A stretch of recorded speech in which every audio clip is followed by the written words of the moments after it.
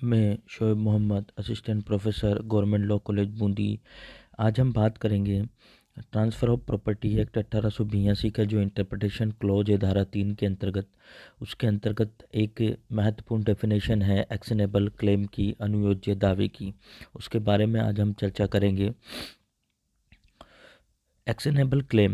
Actionable claim means a claim to any debt other than a debt secured by mortgage of immovable property or by hypothecation or pledge of movable property, or to any beneficial interest in movable property not in the possession either actual or constructive of the claimant, which the civil courts recognize as affording grounds for relief, whether such debts or beneficial interest be existing, occurring, conditional और contingent. यानी कि अगर साधारण भाषा में बात करें तो मूल अधिनियम जो था उसमें अनुयोज्य दावे की जो परिभाषा दी गई है वो धारा 130 के अंतर्गत दी गई है, जिसमें अनुयोज्य दावे के अंतर्गत ऐसे सभी दावे थे जिनके संदर्भ में दीवानी अदालत में मुकदमा चल सकता था। लेकिन सन 1900 में अधिनियम द्वारा प्रस्तुत अधिनियम में संशोधन करके अनुयोज्य दावे की संशोधित परिभाषा जो थी उसको धारा 3 में जोड़ दिया गया है। पहले इसकी परिभाषा धारा 130 के अंतर्गत ही थी, लेकिन बाद में 1990 में संशोधन करके अनुयोज्य की दावे की जो परिभाषा है उसको धारा 3 इंटरप्रिटेशन क्लॉज जो है उसमें जोड़ दिया गया है। उक्त परिभाषा को सीमित कर दिया गया है कुछ हद तक। धारा 3 में अनुयोज्य दावे की निम्नलिखित परिभाषा दी गई है। जो धारा 3 में जो अभी हमने पढ़ी डेफिनेशन वो किस प्रकार है। अनुयोज्य दावे से आशय सभी ऋणों से हैं, लेकिन इसमें सभी प्रकार के ऋणों से हैं, लेकिन इसमें स्थावर संपत्ति यानी अचल संपत्ति के बंधक, क्योंकि बंधक जो किया जाता है वो अचल संपत्ति के साथ किया जाता है। जब कोई व्यक्ति अपनी अचल संपत्ति को किसी के पास रख देता है और उससे कुछ ऋण पैसे उधार ले लेता है तो वहाँ पर वो बंधक कहलाता है, और बंधक हमेशा अचल संपत्ति के साथ किया जाता है। तथा जंगम संपत्ति चल संपत्ति के गिरवी द्वारा, और जहाँ पर भी गिरवी जो प्लीड्स होती है वो चल संपत्ति को रखा जाता है और कुछ पैसे लिए जाते हैं, ऋण लिया जाता है, वो गिरवी कहलाता है। तो बंधक और गिरवी द्वारा प्रतिभूत ऋण सम्मिलित नहीं है। यहाँ पर जो महत्वपूर्ण बात है अनुयोज्य दावे के जो सभी ऋणों से हैं, लेकिन वो ऋण सम्मिलित नहीं है अनुयोज्य दावे के अंतर्गत जो कि बंधक और गिरवी के द्वारा ऋण लिए जाते हैं। किसी संपत्ति को बंधक रखकर या गिरवी रखकर ऋण लिए जाते हैं, जहाँ पर बंधक में तो अचल संपत्ति है और गिरवी में चल संपत्ति है। अनुयोज्य दावे के किसी जंगम संपत्ति चल संपत्ति में लाभप्रद हित भी सम्मिलित हैं, बशर्ते कि ऐसी संपत्ति दावेदार के वास्तविक या आणविक कब्जे में न हो।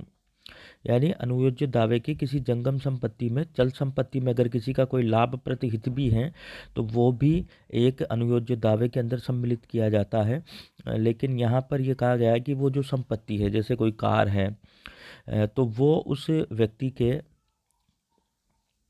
दावेदार के वास्तविक या उसके आणविक कब्जे में वो संपत्ति नहीं होना चाहिए, लेकिन उसके अंदर उस संपत्ति में इंटरेस्ट है, अगर कोई लाभप्रद हित है तो वो भी अनुयोज्य दावा है। तथा जिसे दीवानी न्यायालय अनुतोष देने के लिए आधार प्रदान करने वाला मानता हूँ।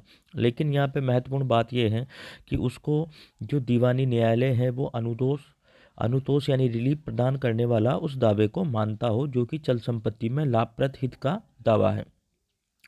तीसरा आता है ऐसा ऋण या लाभप्रद हित वर्तमान हो सकता है, प्रोद्भवान हो सकता है यानी ड्यू हो सकता है, जो कि इन फ्यूचर मिलेगा, या सशर्त हो सकता है, या समाश्रित यानी किसी घटना पर भी आश्रित हो सकता है। अनुयोज्य दावे की उक्त परिभाषा काफ़ी विस्तृत दिखाई देती है, लेकिन इसका अर्थ संक्षिप्त एवं स्पष्ट है। संक्षिप्त रूप से अनुयोज्य दावे से अगर हम बात करें तो इसका क्या मतलब है, तो दो बिंदु निकल कर सामने आते हैं। कोई अप्रतिभूत अजमानतीय ऋण, अनसिक्योर्ड डेप्ट, यानी यहाँ पर जो ऋण होता है वो अनसिक्योर्ड होता है, अजमानतीय होता है, अप्रतिभूत होता है, यानी उस ऋण के अगेंस्ट कोई प्रतिभूति जो दावेदार होता है उसके पास नहीं होती, यानी यह अनसिक्योर्ड डेप्ट होता है। दूसरा है किसी ऐसी जंगम चल संपत्ति में फायदा बंद हित जो संपत्ति उसके कब्जे में नहीं हो, या किसी ऐसी चल संपत्ति का भी दावा हो सकता है, उस चल संपत्ति में फायदा बंद हित का भी दावा हो सकता है जो कि दावेदार के कब्जे में नहीं है। कब्जे में होती तो वो उसका यूज कर सकता था किसी अन्य तरीके से, लेकिन वो उसके कब्जे में नहीं है, लेकिन चल संपत्ति है और उसमें उसका फायदा प्रतिहित है, तो वो भी यहाँ पर एक्शनेबल क्लेम के अंतर्गत आता है। अनुयोज्य ऋण में सम्मिलित ऋण, जैसा कि अब अनुयोज्य ऋण में कौन कौन सी ऋण सम्मिलित हैं। जैसा कि अनुयोज्य दावे की परिभाषा से स्पष्ट है कि इसमें दो प्रकार के ऋणों को छोड़कर सभी प्रकार के ऋण सम्मिलित होते हैं। ऐसे ऋण जो कि प्रतिभूति सहित होते हैं, जिसमें कोई ना कोई गारंटी होती है, वो वाले ऋण नहीं है यहाँ पर। चाहे उसकी प्रतिभूति अचल संपत्ति के बंधक के द्वारा हो। अब जो गारंटी है, प्रतिभूति है, वो भी दो प्रकार से हो सकती है, चाहे वो अचल संपत्ति का बंधक हो या चल संपत्ति को गिरवी रखकर की गई हो, तो ये सिक्योर्ड डेप्ट हो जाता है ना, क्योंकि यहाँ पर अचल संपत्ति और चल संपत्ति क्या है, बंधक और गिरवी है, तो ये सिक्योर्ड डेप्ट हो जाएगा। इसलिए यहाँ पर बंधक और चल संपत्ति का जो ऋण है उसको अनुयोज्य दावा नहीं माना है, क्योंकि इन ऋणों का दावेदार अपने ऋणों की वसूली प्रतिभूति के माध्यम से कर सकता है। इन प्रतिभूति के माध्यम से कर सकता है, चल संपत्ति और अचल संपत्ति का यूज करके अपने ऋणों को चुका सकता है। इन ऋणों को छोड़कर सभी ऋण अनुयोज्य दावे हैं, परंतु एक ऐसा ऋण जो भार द्वारा प्रतिभूत हो वो बंधक ऋण न होने के कारण अनुयोज्य दावे की तरह अंतरणीय है। अतः ऐसे ऋण को अनुयोज्य दावे में सम्मिलित किया जा सकता है। इसका कारण यह भी हो सकता है कि भार में बंधक की तरह संपत्ति में हित अंतरित नहीं होता। अगर मान लो कोई ऋण है जो प्रतिभूत है, तो वहाँ पर भी वो अनुयोज्य दावे में सम्मिलित किया जा सकता है, क्योंकि प्रतिभूत जो ऋण होता है वहाँ पर जो दावेदार होता है उसमें संपत्ति का जो हित होता है वो हित अंतरित नहीं होता, यानी हित का ट्रांसफर नहीं होता, इसलिए वो भी यहाँ पर अनुयोज्य दावे की तरह माना जाता है। ऋण से अभिप्राय एक ऐसे दायित्व से हैं जो एक निर्धारित व निश्चित मुद्रा की राशि के रूप में देनीय हो। ऐसा दायित्व जो निश्चित मुद्रा और राशि के रूप में देनीय हो। अदायगी का समय वर्तमान में हो सकता है, भविष्य में हो सकता है, या किसी शर्त के अनुसार हो सकता है, या किसी घटना के घटित होने या नहीं घटित होने पर हो सकता है। इसके लिए परिभाषा के अनुसार ऐसा ऋण वर्तमान हो सकता है, प्रोद्भवान हो सकता है यानी अकरिंग हो सकता है, सशर्त हो सकता है, समाश्रित यानी कंटिंजेंट हो सकता है। वह ऋण जो तुरंत देय हो उसे वर्तमान कहेंगे। ऐसा ऋण जो तुरंत उसकी देयता हो जाती है वो वर्तमान कहेंगे। वह ऋण जिसे वर्तमान में लिया गया हो लेकिन भविष्य में देय हो, ऐसा ऋण जिसे वर्तमान में लिया गया है और ये कहा गया है कि साहब इसको भविष्य में चुकाया जाएगा, तो उसे प्रोद्भवान कहेंगे, अकरिंग कहेंगे। तथा ऐसा ऋण जिसकी अदायगी किसी शर्त के अधीन हो उसे सशर्त ऋण कहा जाता है। जब किसी शर्त को पूरा किया जाएगा तभी उस ऋण की अदायगी होगी, तो ऐसे ऋण को सशर्त ऋण कहा जाएगा।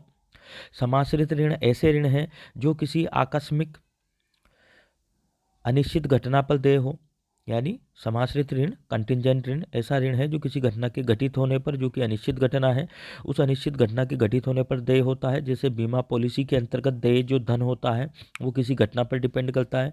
एक मुस्लिम पत्नी अथवा विधवा को जो मेहर होती है वो भी अनिश्चित घटना पर डिपेंड करती है कि उसका तलाक हो जाए या वो पत्नी जो है वो विधवा हो जाए, तब उसका जो मेहर है वो ड्यू हो जाता है।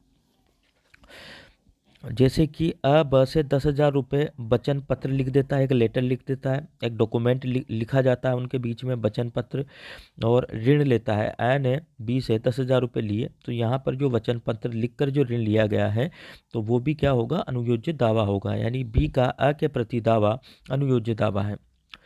दूसरा है अ ब से 10,000 रुपये ऋण अपनी अचल संपत्ति को बंधक रख देता है, अपने मकान को गिरवी बंधक रख देता है और 10,000 रुपये लेता है ब से।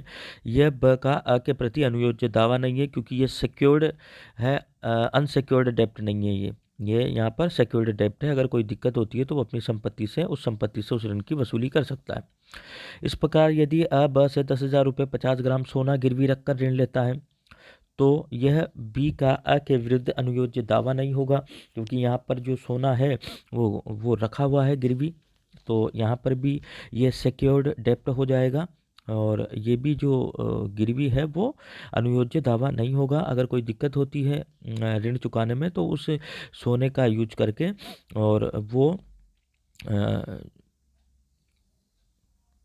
जो है वो अपना धन वसूल कर सकता है। तो यहाँ पर भी जो बंधक और जो गिरवी से जो ऋण लिया जाता है और वो उस ऋण का जो दावा होता है वो ऋण का दावा अनुयोज्य दावा नहीं होता है, क्योंकि ये सिक्योर्ड डेप्ट होते हैं। दूसरा है जो प्रकार हमने देखा, जंगम चल संपत्ति में लाभ प्रतिहित beneficial interest in movable property.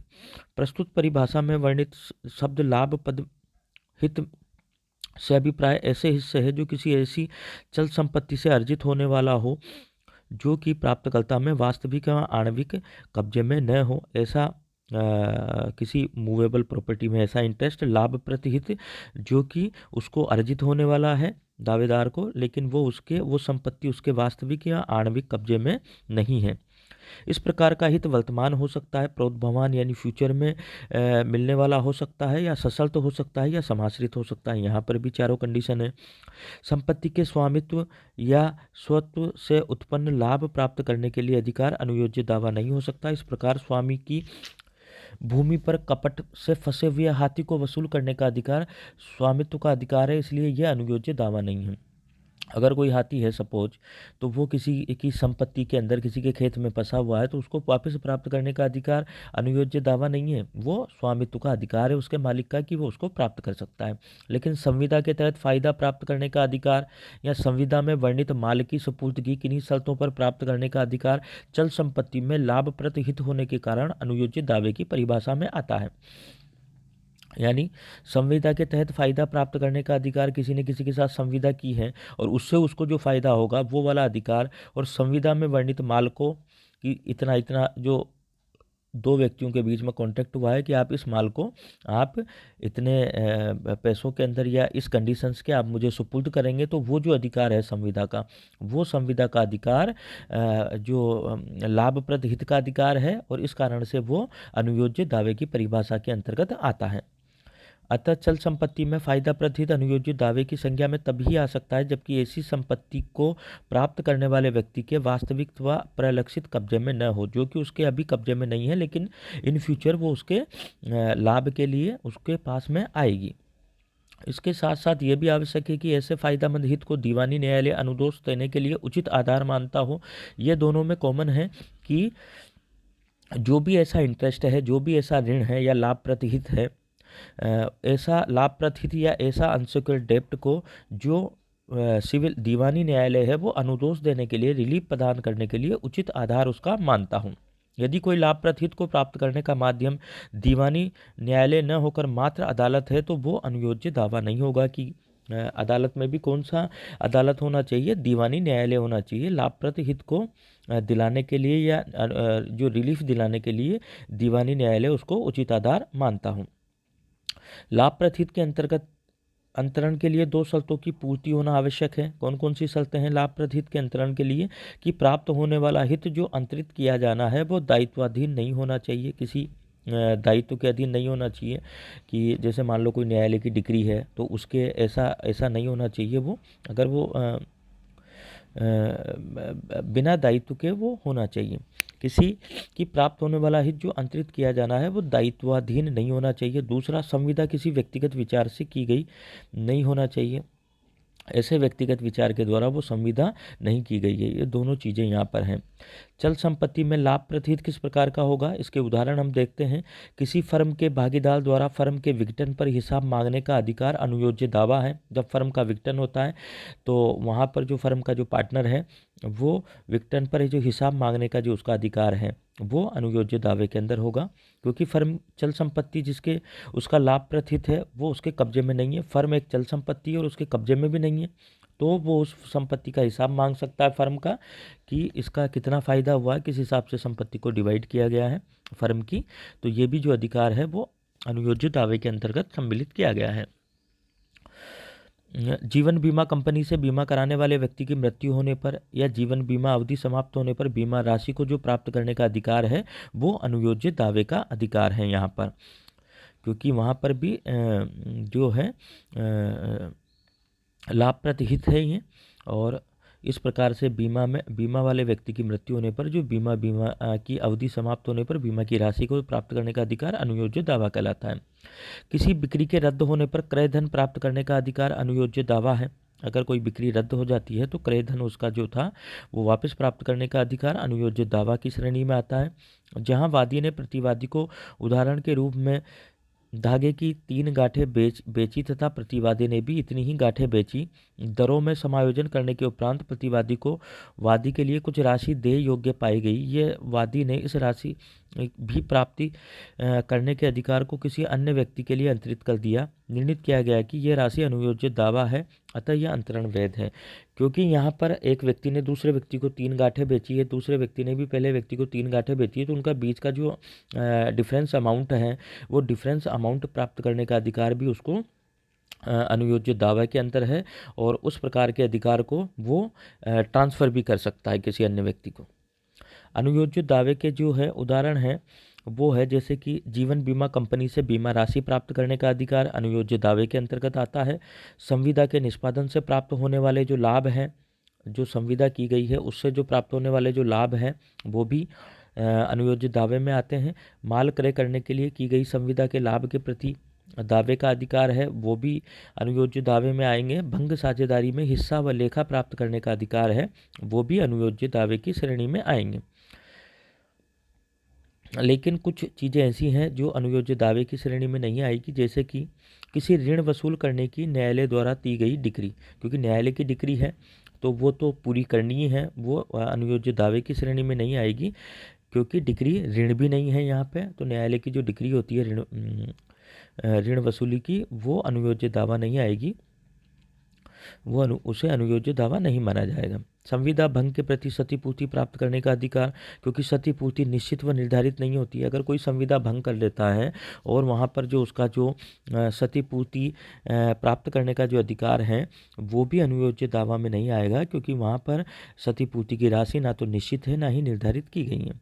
Copyright, यद्यपि यह चल संपत्ति में फायदा प्रतीत है, परंतु इसमें चल संपत्ति दावेदार के कब्जे में होती है, इसलिए यहाँ पर यह सिक्योर्ड डेप्ट की सिक्योर्ड उसकी श्रेणी में आ जाता है।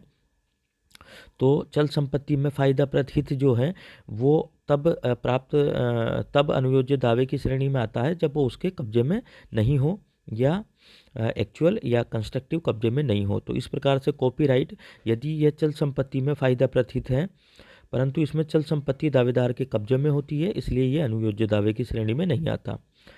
सह अंशधारी से फायदा प्राप्त करने का अधिकार भी अनुयोज्य दावे में नहीं आता। अतः अंतकालीन लाभ यह ऋण नहीं है बल्कि केवल दावा करने का अधिकार मात्र है, इसलिए अंतकालीन लाभ का जो दावा होता है वो भी अनुयोज्य दावे की श्रेणी में नहीं आता। इस प्रकार से हमने एक्शनेबल क्लेम जो अनुयोज्य दावे की परिभाषा थी उसके बारे में चर्चा की है, और उसके बारे में हम जो विस्तृत जो पढ़ेंगे वो आगे पढ़ेंगे धारा 130 के अंतर्गत।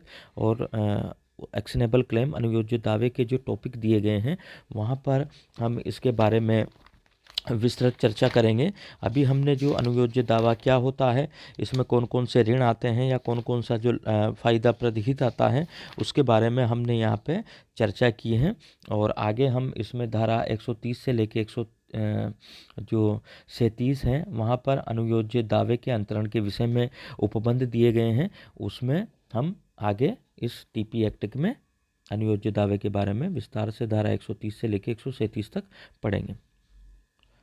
धन्यवाद।